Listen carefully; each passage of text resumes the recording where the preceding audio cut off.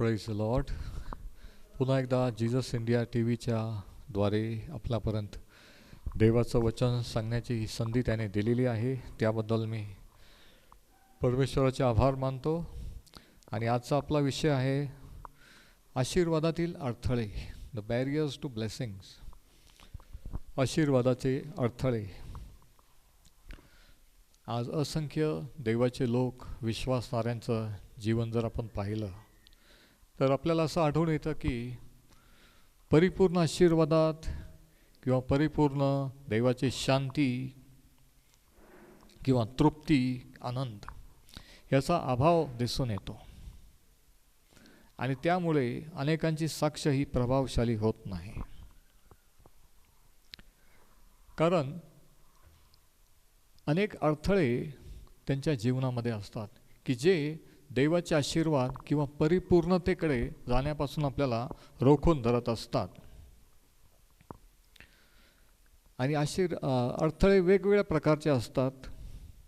परंतु माझ्या अनुभवातून सर्वात मुख्य कारण आपले आशीर्वाद अडण्याचे, आपण एखाद्या क्षेत्रात विजयी न होण्याचं ते प्रमुख कारण आहे क्षमा न करणे, अनफॉरगिवनेस. प्रभू येशूच्या वधस्तंभावर जाण्याच्या काळापासून, म्हणजे पूर्वीचा नाही तर तो 2000 वर्षापासूनचा हा काळ, जो कृपेचा काळ, त्या वधस्तंभापासून देवाचे आणि माणसाच्या मधले अडथळे देवाच्या बाजूने त्याने दूर केलेले आहेत.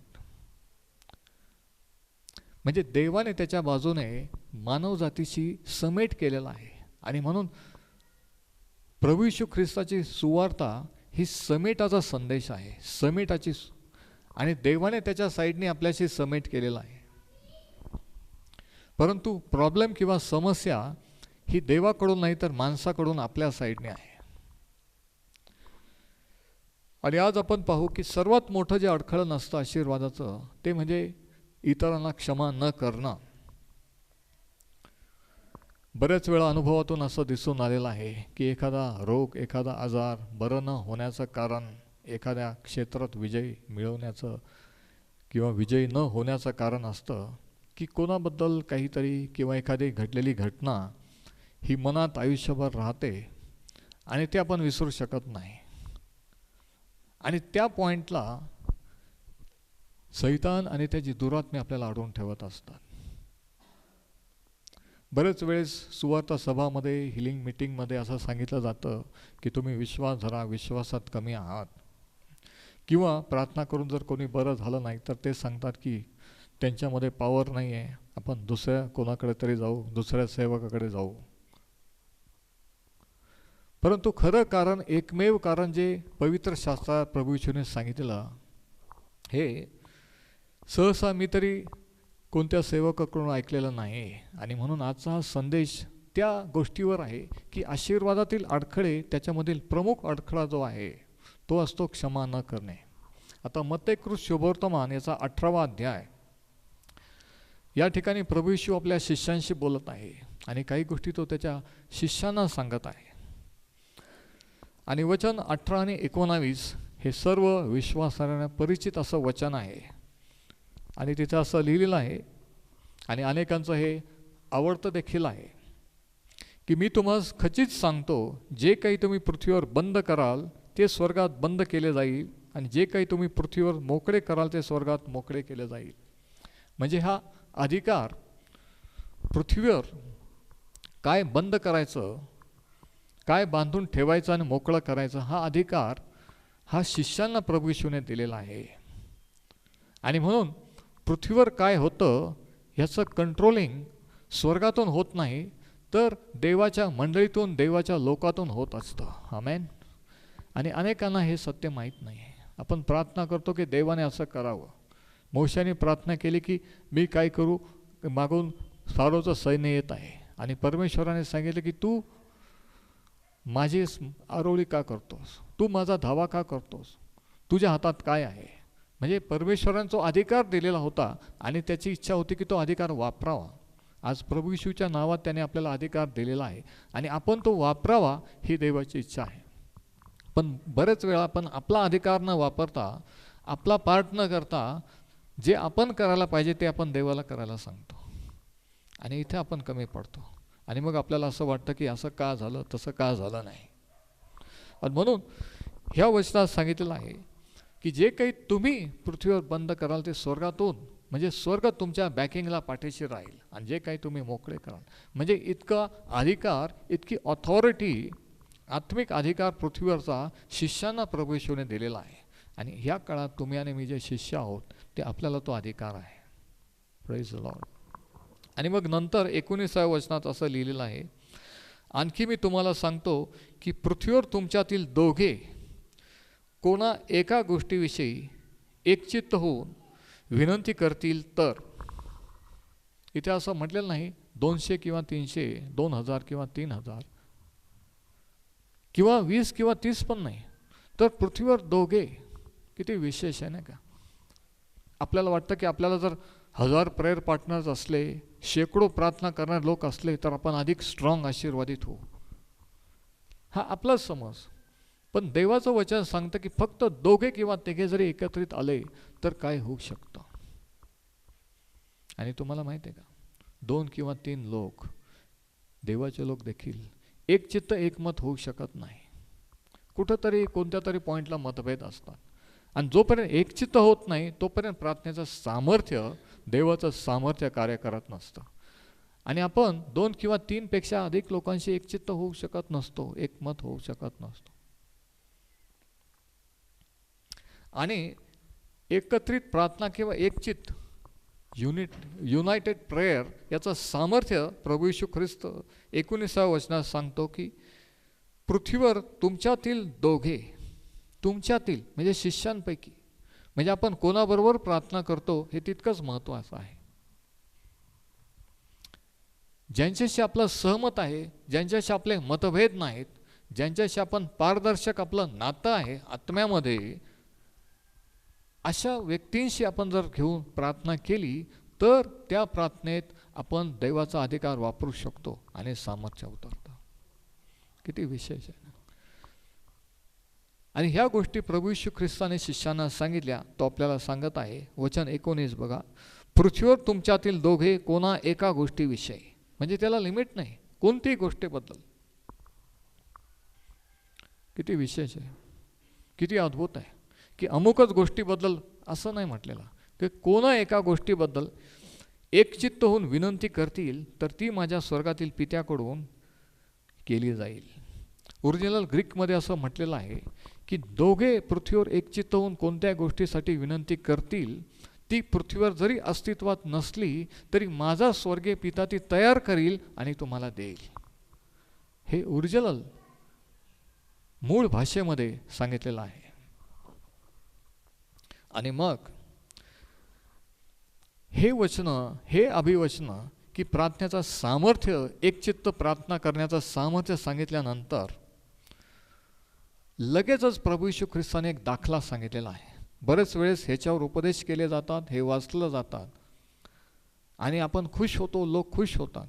परंतु हा अधिकार वापरणं, हे एकचित्त प्रार्थना करणं कशावर अवलंबून आहे, त्याची अट किंवा कंडिशन हे पुढील दाखल्यामध्ये आहे.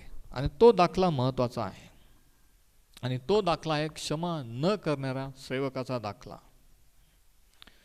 आणि ह्या दाखल्यातून आपल्याला आपण हे शिकू शकतो की जर आपण क्षमा केली नाही तर काय होतं.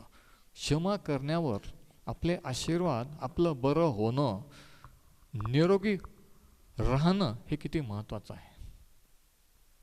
म्हणजे क्षमेचा आणि शारीरिक आरोग्याचा संबंध आहे का? हो. क्षमेचा आणि आत्म्यामध्ये चालण्याचा संबंध आहे का? हो. परंतु त्याच्याविषयी कोणी काही बोलत नाही, बोललं जात नाही. मी तरी त्याच्याबद्दल आजपर्यंत फारसे संदेश कोणाचे ऐकलेले नाही आहेत. पण हे महत्त्वाचं आहे, कारण प्रभू येशू ख्रिस्ताने जे सांगितलं ते महत्त्वाचं आहे, नाही का. आणि 23व्या वचनापासून तर 35व्या वचनापर्यंत हा दाखला आहे. आणि याच्यातून पहिली गोष्ट ही की क्षमा न केल्यावर काय होऊ शकतं, काय होतं. आणि दुसरा धडा हा की देवाचं सामर्थ्य किंवा पवित्र आत्म्याचं कार्य करण्याचं सामर्थ्य आपल्या एकमेकांशी असलेल्या योग्य संबंधावर अवलंबून आहे. Depends on the right relationships. आणि बरेच वेळा तुम्हाला माहिती आहे, मला माहिती आहे की तिथंच आपण कमी पडतो, तिथंच देवाचे लोक कमी पडतात. आणि म्हणून लिमिटेड सेवा, लिमिटेड जीवन, लिमिटेड आशीर्वादात चालतो. आपल्याला वाटतं, आपण विश्वास होतो, प्रार्थना करतो, पण समजत नाही की नक्की कुठं काय अडथळा आहे, कशामुळे ते आशीर्वाद अडलेले आहेत. आणि हेच आपण त्याच्या वचनातून पाहणार आहोत. 23व्या वचनापासून प्रभू येशू ख्रिस्ताने सांगितलेला हा दाखला आहे. मत्तय 18 आणि वचन 23.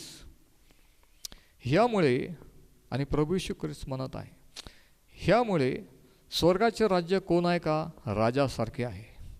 याच्या अगोदर पेत्राने त्याच्याकडे येऊन विचारलं की मी माझ्या भावाला किती वेळा क्षमा करावी, आणि तो म्हणतो की 7च्या 70 वेळा, म्हणजे 490 वेळा. म्हणजे क्षमेला लिमिट नाही. जर कोणी क्षमा मागितली तर करणं हे आपलं कर्तव्य आहे. आणि मग लगेचच तो हा दाखला सांगतो. बघा 19 आणि 20 मध्ये प्रॉमिस आहे की जे वाचून ऐकून लोक खुश होऊन प्रेज द लॉर्ड हालेलुया म्हणतात. परंतु त्याच्या अट किंवा कंडिशन काय हे ह्या दाखल्यामध्ये आहे. यामुळे स्वर्गाचे राज्य कोण आहे का राजासारखे आहे. त्या राजाला आपल्या दासापासून हिशोब घ्यावा असे वाटले, आणि तो हिशोब घेऊ लागला तेव्हा 1 कोटी रुपयाच्या देणगीदाराला त्याच्याकडे आणले. त्याच्याजवळ फेड कराव्यास काही नसल्यामुळे त्याच्या धन्याने हुकूम केला की तो त्याची बायको व मुले यांना व त्याचे जे काही असेल ते विकून फेड करून घ्यावी. तेव्हा त्या दासाने त्याच्या पाया पडून म्हटले की मला वागवून घ्या, म्हणजे मी आपली सर्व फेड करेन. तेव्हा त्या दासाच्या धन्याला दया येऊन त्याने त्याला मोकळे केले व त्याचे ते देणे सोडले. तोच दास बाहेर गेल्यावर ज्याच्याकडे त्याचे 25 रुपये येणे होते असा त्याचा एक सोबतीचा दास त्याला आढळला. तेव्हा तो त्याला धरून त्याची नरडी आवळून म्हणाला, तुझ्याकडे माझे येणे आहे ते फेडून टाक. बघा, 1 कोटी माफ केलं आणि 25 रुपयासाठी हा असा वागत आहे. यावर त्याचा सोबतीचा दास त्याच्या पाया पडून गयावया करून म्हणाला, मला वागून घे, म्हणजे मी तुझी फेड करीन. पण त्याचे न ऐकता त्याने जाऊन ते देणे तो फेडेपर्यंत त्याला बंदीशाळेत म्हणजे जेलमध्ये घालून ठेवले. तेव्हा घडलेला हा प्रकार पाहून त्याच्या सोबतीचे दास फार दुःखी झाले आणि त्याने जाऊन सर्व वर्तमान आपल्या धन्याला स्पष्ट केले. तेव्हा त्याच्या धन्याने त्याला बोलावून म्हटले की, अरे दुष्ट दासा, तू मला विनवणी केल्यावरून मी ते सर्व देणे तुला सोडले. जशी दया मी तुझ्यावर केली तशी दया तूही आपल्या सोबतीच्या दासावर करायची नव्हती काय. मग त्याच्या धन्याने त्याच्यावर रुष्ट होऊन तो सर्व देणे फेडीपर्यंत त्याला यातना करणाऱ्यांच्या हाती दिले. आणि आता ऐका वचन 35. जर तुम्ही प्रत्येक आपापल्या बंधूला मनापासून क्षमा करणार नाही तर माझा स्वर्गातील पिताही त्याप्रमाणेच तुम्हाविषयी करील. आणि हे प्रभू येशूचे वाक्य आहे की माझा स्वर्गीय पिता देखील तुमच्याशी असंच वागेल. किती अद्भुत आहे. आता त्या दाखल्यामध्ये आपण पाहतो की जर आपण क्षमा नाही केली तर त्याचा काय परिणाम होतो. अगोदर त्याने सांगितलं की पृथ्वीवर दोघे एकचित्त होऊन जे काही मागतील ते माझा पिता स्वर्गातून करेल. एकचित्त होण्याचा पॉवर इन प्रेयर, प्रार्थनेचं सामर्थ्य, ॲग्रीमेंट किंवा सहमत होऊन ऐक्याचं सामर्थ्य सांगितलं, पण लगेचच हा दाखला सांगितलेला आहे की जे काही पाहिजे, जे काही विश्वास झालेला आहे, जो काही अधिकार वापरायचा आहे तो या अटीवर अवलंबून आहे, क्षमा करणे. आता 32व्या वचनात त्या धन्याने त्या दासाला काय म्हटलेलं आहे, अरे दुष्ट दासा. वचन 32. त्याला दुष्ट का म्हटलं? कारण त्याचे 1 कोटी रुपये क्षमा केले, पण 25 रुपयासाठी त्याने दुसऱ्याला माफ केलं नाही म्हणून. म्हणजे क्षमा न करणं ही देवाच्या दृष्टीने दुष्टता आहे. अनफॉरगिवनेस इज विकेडनेस. अरे दुष्ट दासा. आणि पुढे 34व्या वचनात असं लिहिलं आहे की त्या राजाने काय आज्ञा केली बघा, वचन 34 मध्ये, मग त्याच्या धन्याने त्याच्यावर रुष्ट होऊन त्याचे सर्व देणे फेडीपर्यंत त्याला यातना करणाऱ्यांच्या हाती दिले. त्याला जेलमध्ये टाकलं आणि छळ करणारे किंवा त्रास देणाऱ्यांच्या हाती दिले, की तेथे त्याला ते त्या जेलमध्ये त्रास देतील, त्याचा छळ करतील, शिक्षा देतील. आणि मग 35व्या वचनात प्रभू येशू म्हणतो की माझा स्वर्गीय पिताही तुमच्या बाबतीत असं करेल. म्हणजे काय? म्हणजे हे की जर तुम्ही शिष्य म्हणून एकमेकांची क्षमा केली नाही तर माझा स्वर्गातील पिता देखील तुम्हाला छळ करण्याच्या हाती देईल. आणि छळ करणारे कोण? तर सैतानाचे दुरात्मे, दुष्टात्मे. म्हणजे देव पिता आपल्याला सैतान आणि दुरात्म्यांच्या हाती देतो का? हो, हे मी नाही तर शास्त्र सांगतं. स्पष्टपणे प्रभू येशूने म्हटलं की माझा स्वर्गीय पिताही तुमच्या बाबतीत असे करेल. बघा, आता याच्यापासून आपण काय महत्त्वाचे धडे शिकू शकतो? पहिला धडा हा, क्षमा न करणे हे देवाच्या दृष्टीने दुष्टता आहे. दुसरा धडा हा की आपण जर क्षमा केली नाही तर देव जो पिता आपल्याला छळ करण्याचे म्हणजे सैतान त्याच्या दुरात्म्यांच्या हाती देत असतो. आणि आज आपण पाहतो की असंख्य देवाचे लोक एखाद्या आजाराने पिडलेले आहेत, अनेक प्रेयर मीटिंगला गेलेत, अनेक सेवकांनी प्रार्थना केलेली आहे तरी बरे होत नाही आहेत. आर्थिक अडचणी आहेत, बंधनं आहेत, सर्व काही केलेलं आहे, काही करायचं राहिलेलं नाही, तरीही कुठंतरी काहीतरी आहे हे त्यांना माहीत आहे, पण काय आहे माहीत नाही आहे. आणि ते कारण असतं की देवाने स्वतः छळ करण्याच्या हाती दिलेलं असतं. आणि हे प्रभू येशू ख्रिस्ताने म्हटलेलं आहे. असंख्य देवाचे लोक आज शारीरिकरित्या एखाद्या आजाराने ग्रस्त आहेत. मी तर असं पाहिलं की दुसऱ्यांसाठी आरोग्यासाठी हिलिंगसाठी प्रार्थना करतात, परंतु स्वतःच अंडर ट्रीटमेंट आहेत, असं पण आहे. आणि मग ज्यांना हे कळतं, प्रश्न असा आहे की प्रभू येशू ख्रिस्त जर रोग बरा करणारा आहे आणि तुम्हाला जर रोग बरा करण्याचा दान आहे तर मग तुम्ही का ट्रीटमेंट घेता? आणि याचं उत्तर त्यांच्याजवळ नसतं. आणि म्हणून दुसऱ्याला उत्तर होण्याच्या ऐवजी ते प्रश्नचिन्ह आहेत की असं का? जर देव त्यांना बरं करू शकत नाही तर मला करील कशावरून? आणि म्हणून अनेक देवाचे सेवक उत्तर होण्याऐवजी आज प्रश्न झालेले आहेत. तर दुसरा धडा हा की देव आपल्याला छळ करण्याच्या हाती देतो. शारीरिकरित्या, शारीरिक दुखणे, आजार, मानसिक आजार, अस्वस्थता, मेंटल टॉर्चर, नको त्या गोष्टी आठवणं, मागील गोष्ट आठवणं. बऱ्याच साक्षीमध्ये देवाने काय केलं, काय करीत आहे सांगण्याच्या ऐवजी बराचसा वेळ ते पूर्वी काय करत होते त्याच्यात जातो. आणि साक्षाचा जो खरा उद्देश की देव कसं कार्य करीत आहे, चालवत आहे, याच्याऐवजी सैतानाने कसं चालवलं हे ते सांगू लागतात. आणि त्यांना माहीत पण नसतं की आपण काय बोलतोय. तर दुसरा धडा हा. आणि तिसरा धडा हा की देवाने जर अशा लोकांना छळ करण्याच्या हाती दिलेला आहे तर पृथ्वीवरील कोणताही देवाचा सेवक त्यांना त्या बंधनातून सोडवू शकत नाही. माझा स्वर्गीय पिताही तुमच्या बाबतीत असेच करेल. मग देव पित्याने जर यातना करण्याच्या हाती दिलेला आहे, जर त्याने सैतानाला परवानगी दिलेली आहे योबाप्रमाणे, तर त्या देवाच्या तावडीतून कोणताही सेवक किंवा किती उपास किंवा प्रार्थना आपल्याला मुक्त करू शकत नाही. कारण तो प्रॉब्लेम प्रार्थनेने नाही, दुसऱ्यांच्या अभिषेकाने नाही, तर क्षमा केल्याने सुटणार असतो. हालेलुया.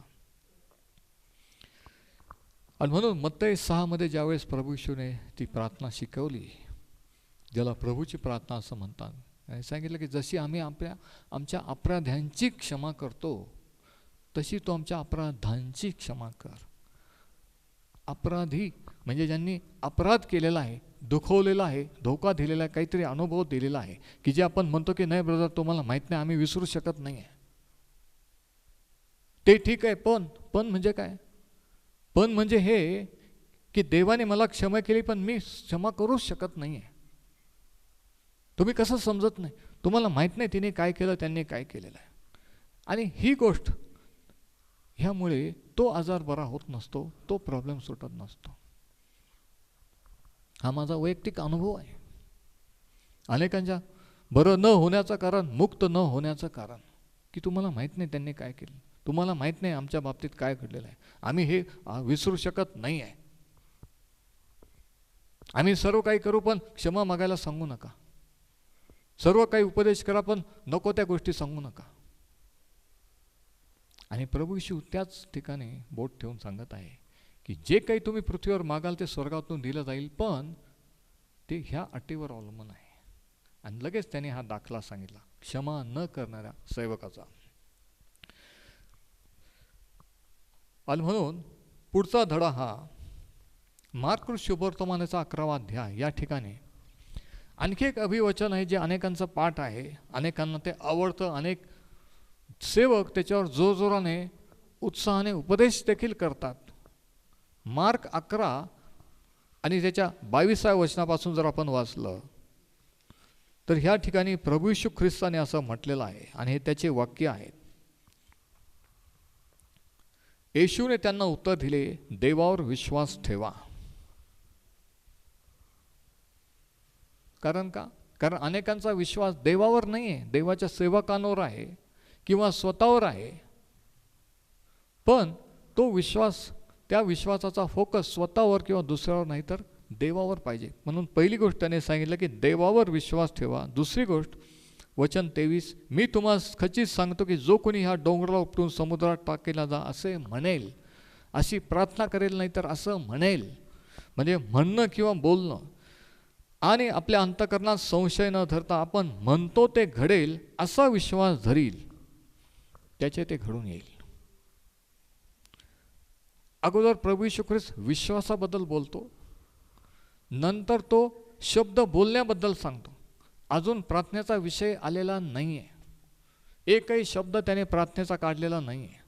तो फक्त म्हणण्याविषयी सांगतो की जो कोणी या डोंगराला उपटून समुद्रात टाकेल तर असे म्हणेल, पाहिजे तर म्हणेल, हा शब्द अंडरलाईन करा. प्रार्थना करेल नाही तर म्हणेल, म्हणजे म्हणणं.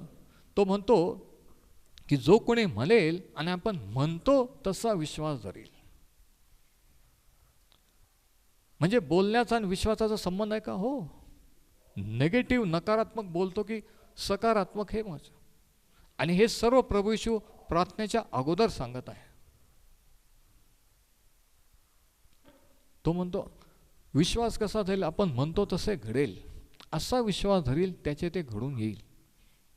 आणि इथपर्यंत प्रार्थनेबद्दल त्याने एकही शब्द सांगितलेला नाही. आणि नंतर वचन 24 मध्ये तो सांगतो, प्रभू येशू ख्रिस्त म्हणतो की याच तो मी तुम्हाला सांगतो, जे काही तुम्ही प्रार्थना करून मागाल, म्हणजे जसं काय ब्लँक चेक, कोरा चेक, की अमुकच गोष्ट नाही, जे काही तुम्ही प्रार्थना करून मागाल. आणि इथपासून पुढे लोक याच्यावर जोरजोराने उपदेश करतात, प्रेज द लॉर्ड, हालेलुया म्हणतात आणि खुश होतात. पण त्याच्यानंतर काय आहे हे कोणीच सांगत नाही. आणि तेच मी तुम्हाला सांगणार आहे. तो म्हणतो की जे काही तुम्ही पृथ्वीवर प्रार्थना करून मागाल ते तुम्हाला मिळालेच आहे असा विश्वास धरा. कसा विश्वास धरा? मिळालेच आहे. एक दिवशी मला मिळेल, मला माहिती आहे एक दिवशी ते होणार आहे, हा चुकीचा विश्वास, हा शास्त्राला धरून नाही. प्रार्थना केली पण माहीत नाही आता काय होतं, झालं तर बरं होईल, हा शास्त्राचा विश्वास नाही आहे.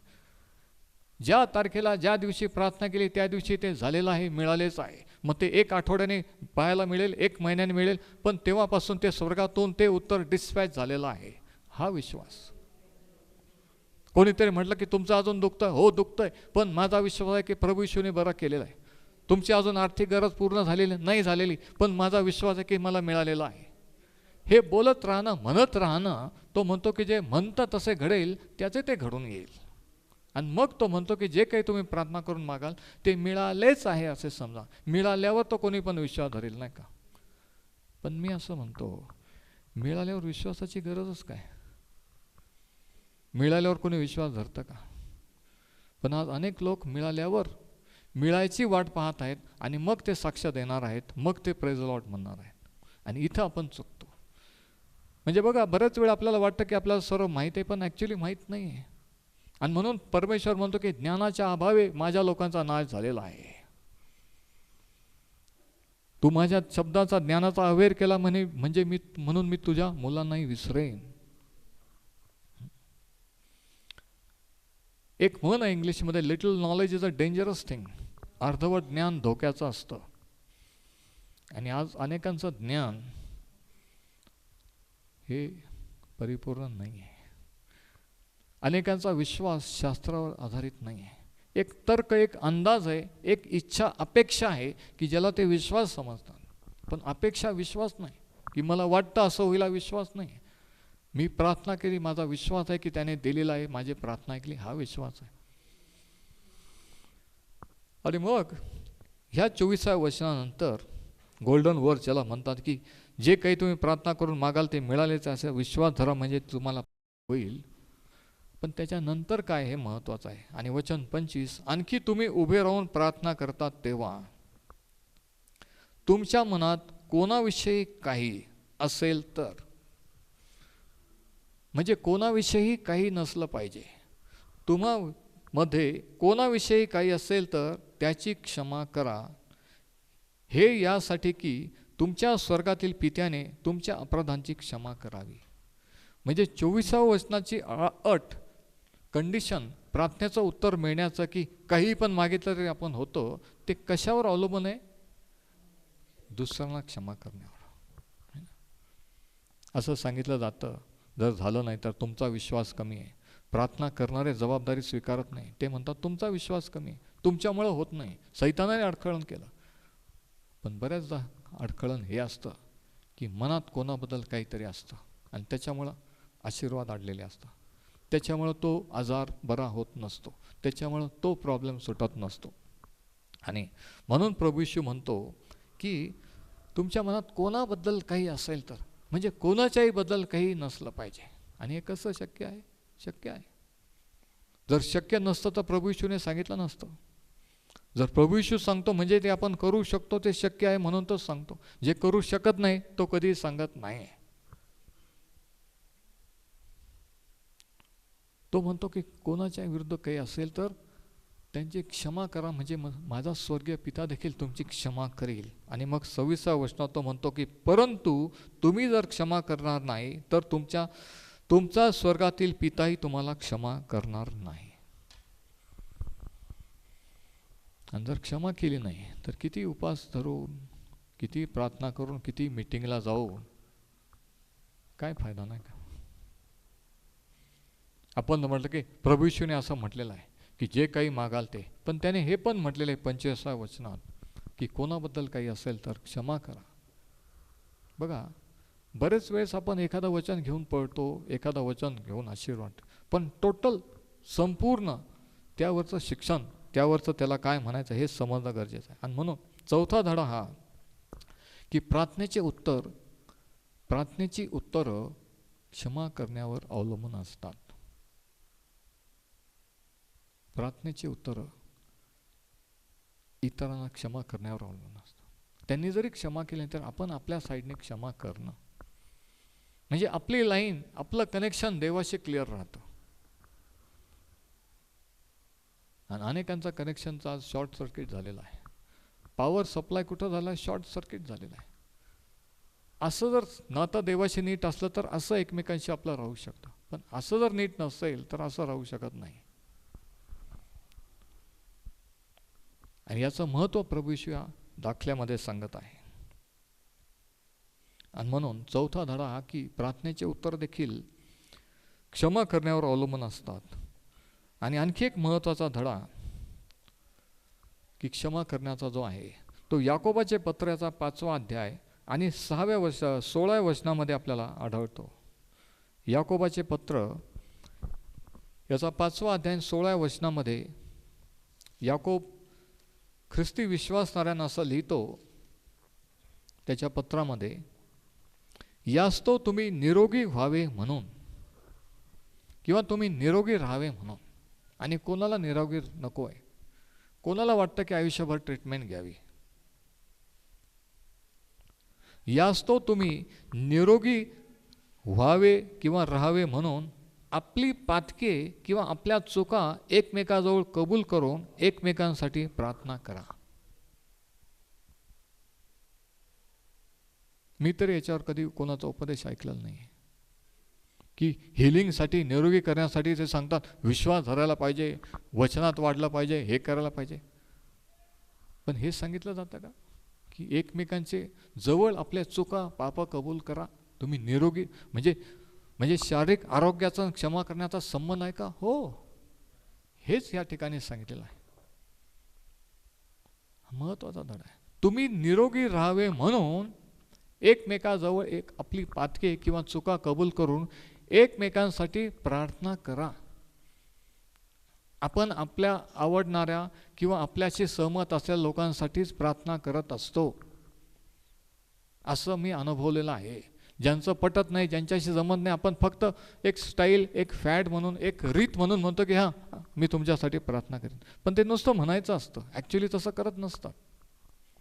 पण ज्यांच्याशी आपलं एकमत आहे, सहमत आहे, त्यांच्यासाठी आपण प्रार्थना करतो. आणि या ठिकाणी क्षमेचा आणि शारीरिक आरोग्याचा काय संबंध आहे हे स्पष्टपणे सांगितलेलं आहे. यास्तव तुम्ही निरोगी म्हणजे शारीरिकरित्या निरोगी राहावे म्हणून एकमेकांची पातके कबूल करून एकमेकांसाठी प्रार्थना करा. आपल्याला माहिती आहे की जुन्या काळात योबाने त्याच्या मित्रांसाठी प्रार्थना केली. त्या 3 मित्रांनी 3 वेगवेगळे आरोप, वेगवेगळे कारणं सांगितली कशामुळे ती समस्या, तो प्रॉब्लेम आला. आणि ज्यावेळेस त्याने प्रार्थना केली,